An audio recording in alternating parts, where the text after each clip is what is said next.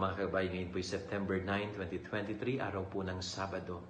At maririnig po natin sa ating Ebanghelyo kung paano sinisita ang Panginoon at ang kanyang mga alagad sapag itong mga alagad ay pumipitas ng mga butil ng trigo, kanilang binubuksan at kinakain sa araw ng pamamahinga.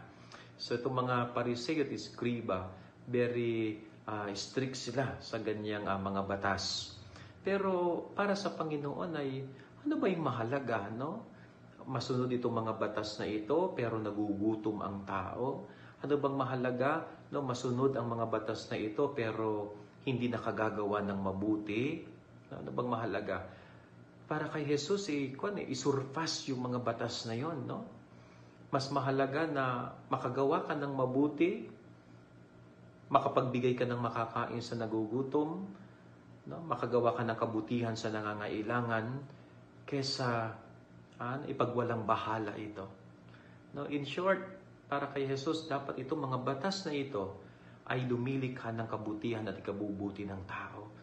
Hindi ginawa ang batas para ito'y humadlang sa ikabubuti ng tao. So, yun po yung napakahalaga sa ating Panginoon. Yan ang maging point of reflection natin. No? Mas mainam ang gumawa ng mabuti kaysa ang wala kang gagawin. Yan ang ating gabay-aral ngayong maghapon. God bless po sa inyo lahat. Pagpalain kayo ng Panginoon.